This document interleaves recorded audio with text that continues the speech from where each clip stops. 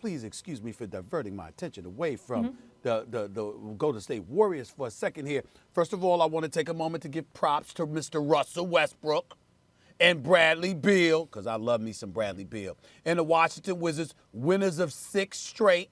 And if the playoffs will begin today, they're the 10th seed. They're in the play-in game. Okay, so they would have a shot to make the playoffs. Props to them for that, okay? But Max Kellerman, they're not the ones possessing the largest winning streak in the NBA right now. You know who that is, Max? You know who that is, Max? Here it Did you hear the news? Did you hear We're going to talk about this later. The New York Knicks, okay? I just wanted to point that out there, ladies and gentlemen. They're a top 4 seed in the Eastern Conference right now. The New York Knicks.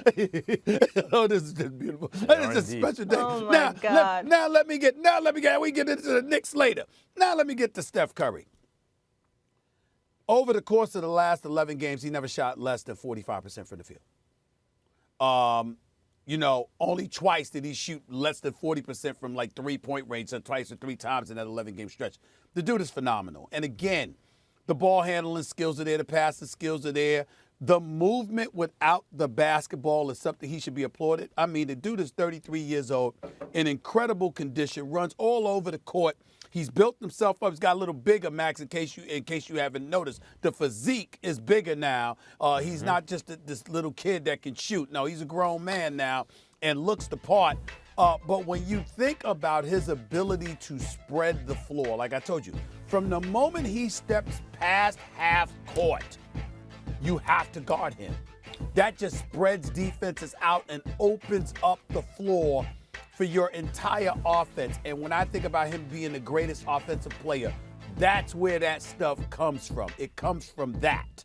And that's why I have so much love for him as a player, because I see his impact, how he affects the game because of the spacing that he creates. So what last night happens, that's a given. You get tired, you've been on a road trip, it's no big deal. He'll be back. But he deserves to be applauded for the greatness that he's put on display.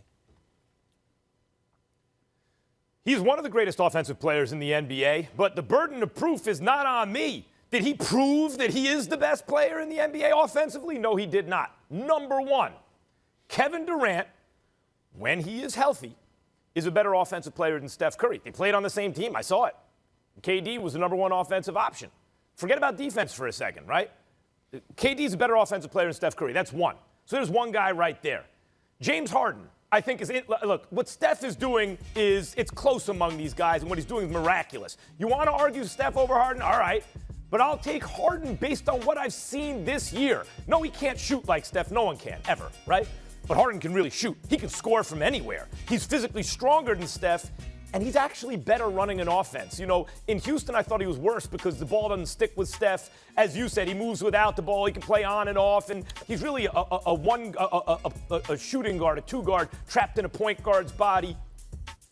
James Harden's conducting of an offense, orchestrating of an offense this season was as masterful as any you ever want to see by LeBron James or Magic Johnson or anyone. And he's one of the greatest scorers of all time. I think I would give Harden this year, I'm surprised to be saying it, a slight edge over Steph. And then there's Lillard, who can do everything Steph can do, not quite as well until it matters most. And I value high leverage moments. So Lillard is right there. And I'll tell you another guy we haven't been talking about, Stephen A. Jokic. This man is averaging over 26, 11, and 9. He's shooting better than 40% from 3. He's a better passer than Steph, and he's a center.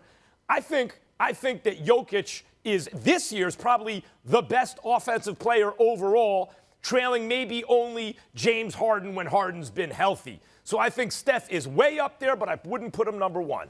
Well, first of all, Max Kellerman, if you're going to bring up numbers, particularly when it comes to Jokic, well, you know what? Let's stop talking about Michael Jordan as the greatest. Let's put Kareem Abdul-Jabbar up there.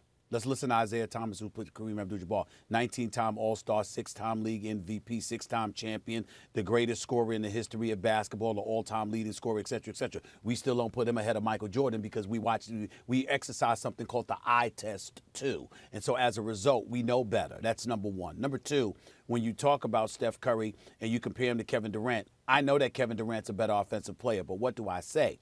Kevin Durant is more efficient. One thing that Kevin Durant lacks is the assertiveness, the aggression because that's a big, big thing. He wants to play the right way. Excuse me.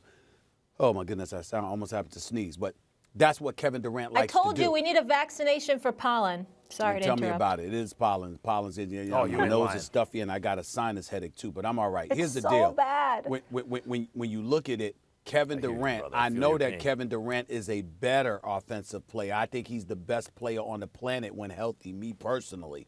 But what I'm saying is that Kevin Durant will gladly defer and be a bit deferential and not be as assertive or aggressive.